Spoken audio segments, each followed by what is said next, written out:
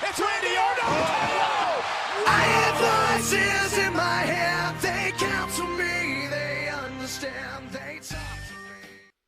Hey guys, what is up? Mr. Beat Light 90 here, and today I'm coming out with my predictions for Backlash 2016. The first SmackDown exclusive pay-per-view since 2006, 2007 I want to say. Anyway, it's the first SmackDown pay-per-view in a while. That's all you need to know really. And overall, looks like a pretty fun show. I mean, you know, if all the matches deliver, I think it could be not necessarily one of the pay-per-views of the year per se, but a fun show with some solid wrestling all round. And one thing I do want to say, actually, the poster for this pay-per-view actually looks pretty cool, actually. I like the kind of simple black and white design and Ambrose with the blue eyes and stuff. Looks pretty cool, actually. It should be on the video here so you can see it. It kind of reminds me of all those old Attitude Era, Ruthless Aggression Era kind of pay-per-view posters. So I think that's pretty cool. But anyway, enough chit-chat about that. Let's just get on to the main card and my predictions.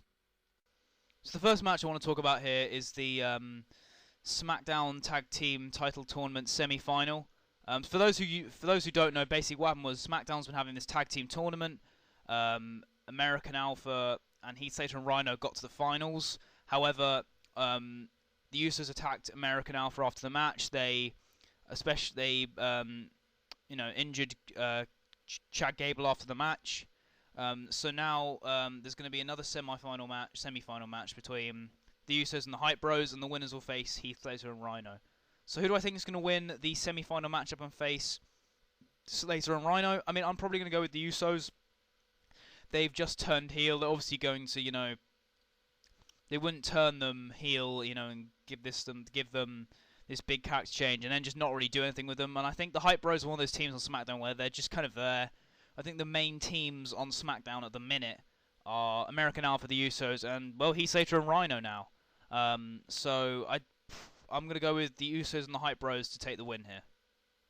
I think it's only fair, since we talked about the semi-final match, that we'll talk about the final match, which I think will be Heath Slater and Rhino versus the Usos. And if Heath Slater and Rhino wins, Heath Slater gets a SmackDown Live contract. So who do I think is taking this? I think regardless of who gets into the final, I mean, I'm pretty confident it's the Usos. But let's say the Hype Bros do get into the final. I still think Heath Slater and Rhino are taking this, simply because they've clearly been building up Heath Slater, this kind of underdog, character, the whole free agent trying to get a contract on Raw or SmackDown. Especially on SmackDown, he's been getting so close to getting his contract. Like, he had a match with Orton where he won by DQ, but then he slagged off Shane and Bryan while he was concussed and that sort of thing. So they've kind of been teasing Slater getting a contract, and I think now would be the perfect time to give Slater the contract. You know, I think the payoff will be pretty great. And you know what? I think Heath Slater and Rhino can be a pretty fun tag team as tag team champions. Have some funny skits and stuff. You know, just, you know, bring something funny to the tag team division for a bit. I don't see them holding the belts for ages, but I think they'll have a fun little run. And I'm quite enjoying this Heath Slater and Rhino tag team. So they're my pick to win the first ever WWE SmackDown Tag Team Championships. The next match we'll talk about here is for the Intercontinental Championship. It sees The Miz taking on Dolph Ziggler in a feud that, and the match as well, I guess. I don't really care about it. Simply because they've kind of more invested in the whole Bryan versus Miz kind of thing. But obviously Bryan's not going to come back and wrestle because he can't. So they kind of put Ziggler in here, kind of fighting, not for Bryan, but being someone who can fight Miz and shares the kind of same views as Bryan, I guess, about Miz being a coward and whatnot. I think it's a shame that Dolph, you know, at SummerSlam was fighting for the WWE World Title, and now he's fighting for the IC title, which isn't like a huge drop, I guess, but it's just a shame, really, just in one pay-per-view. But I think the match will be pretty decent. You know, these guys have wrestled quite a few times, and most of the times they wrestled, the matches have been, you know, at least good. So the match quality should at least be good. But Ziggler's someone who, every time I try to invest in him, WWE just does something stupid with him, like they pull the rug out from under him, or they just do nothing with him. And I think Ziggler's going to slowly start to fall down the SmackDown card, and I don't see him winning the IC title there. I think Miz is going to hold this belt for quite a while, which I'm fine with, honestly, because I don't really see, there's not really many people who I would give the IC belt to. Like, I thought Apollo Crews was going to beat him, but but I wouldn't have necessarily put the belt on Cruz, in my personal opinion. I think Miz is probably one of SmackDown's best mid-carders at the minute, so I'm fine with him keeping the belt, and I think he will retain the belt. At Backlash, we'll also see Randy Orton face up against Bray Wyatt, which is a match in itself, just the match itself, I'm quite interested to see because it's a match we've never really seen before on TV. Like, I'm pretty sure they've had house show matches, but in terms of, TV one-on-one matches, I don't recall them having one. I mean, they may have had one on Raw or SmackDown, but I don't remember it. This is definitely their first big pay-per-view match one-on-one.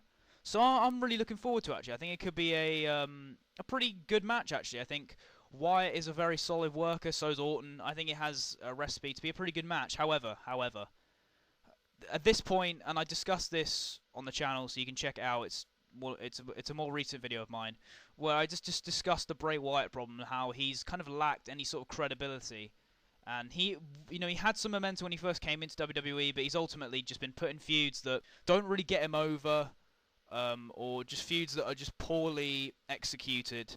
And it's just kind of it's getting a bit samey in terms of the formula of these feuds. He comes out, he attacks someone or chooses someone, he cuts these promos that are quite vague, and it's just not, in my opinion, it's just getting very stale, very boring, which is a shame because I used to be a huge Bray Wyatt fan. I used to really like this guy. 2014, I was firmly behind this guy.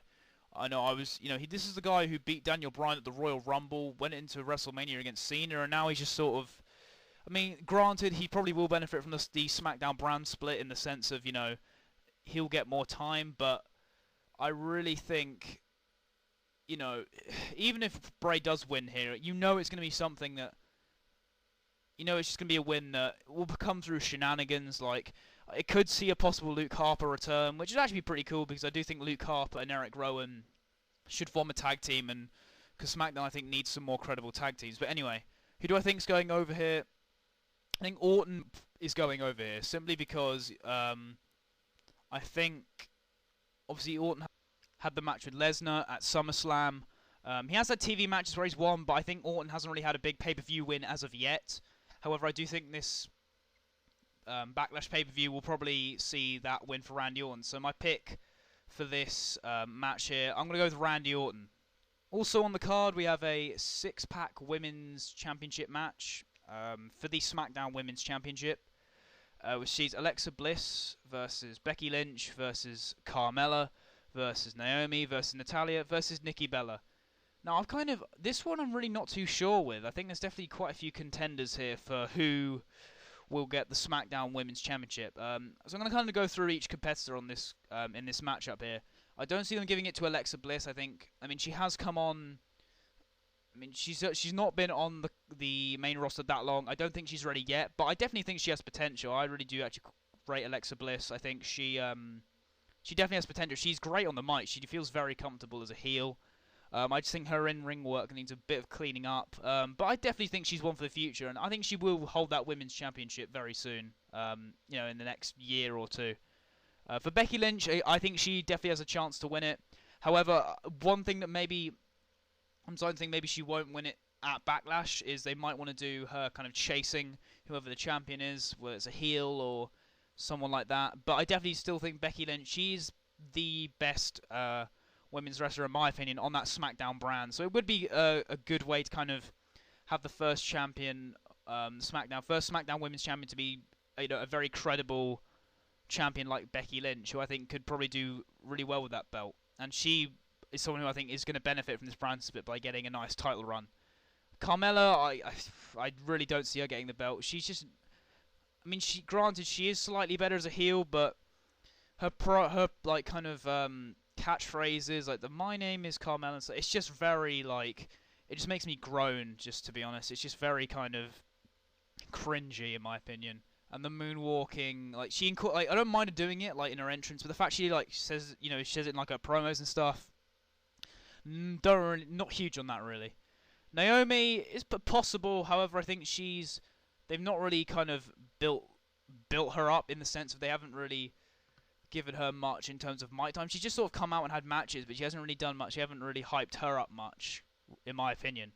Natalya, I think, is a possibility. She's been she's been doing pretty well in that heel role. She hasn't held a title in WWE in about 6 years, which I think is very unfair. I definitely think I wouldn't mind giving Natalya a run with the women's belt. I think she definitely deserves at least another run, but I don't really see it personally. Nikki Bella, I think, is definitely a possibility as well. You know, she's that kind of classic WWE diva. I still think there's, you know, granted she has improved a lot in the ring over the past 2 years. I'm not going to deny that, but she's definitely not as talented as some of the other people like Becky or Naomi or Natalya.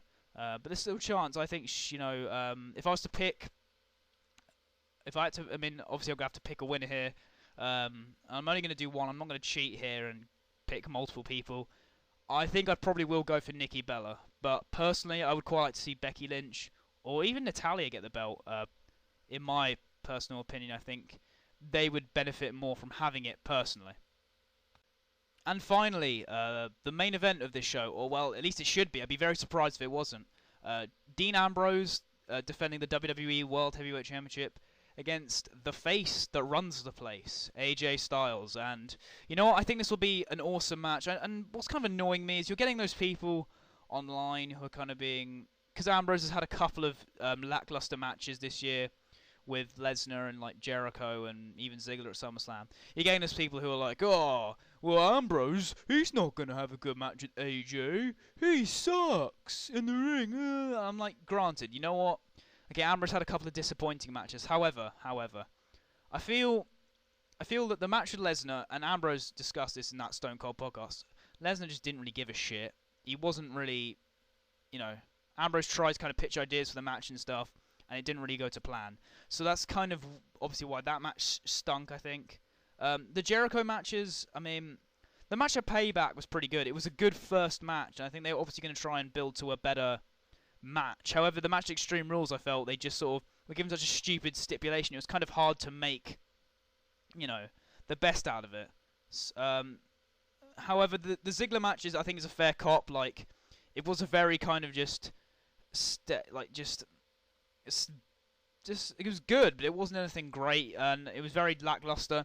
I think one part that kind of played a part into that was also the crowd. The crowd were dead for so many of the matches, and this was one of those matches. So, again, I don't think Ambrose sucks in the ring. I think it's just he's been fairly unfortunate this year in some of his matches. But now you get people complaining about how now, oh, he sucks in the ring. Now, he doesn't. I think he'll have a kick-ass match with AJ. Most people do. Like, AJ's a guy who can just bring out the best in everyone and himself, which I think is a sign of a very good performer. And since he's beaten Cena, I've loved AJ going around being like, oh yeah, hi, AJ Styles, the face that runs the place. And he's wearing the Cena armband around his head and around his arm. I think that's pretty funny. And he's just been an awesome heel. Like, AJ's one of those guys where the scripted promos they give him are actually very good. Like, I think when AJ's not really given much content for his promos, he just sort of is lost out there. But when he's given like a solid script and he knows what he needs to knows what he needs to say, he's amazing. And I mean, there hasn't been much like build to this feud, but it's for what it has been. It's been fine, you know. Ambrose has kind of made AJ look a bit silly going into this match for the most part. I know AJ kind of looked strong on the SmackDown Go Home show. However, I do think AJ Styles will win the WWE World Heavyweight Championship. I really think now is the time to strike. I just think it's, you know, AJ has had an incredible year. Definitely, so far, at least in my opinion, the best performer of the year in terms of just match quality. And I think this will definitely be another great match for AJ here. And you know, I think most people would agree with me there. So my prediction for this match, as I said, AJ Styles to win. So I hope you guys enjoyed my predictions video of Backlash 2016. Hopefully it's a good show. Give the video a like, comment, subscribe, follow me on Twitter and Ask.fm. And once again, thanks for watching, guys.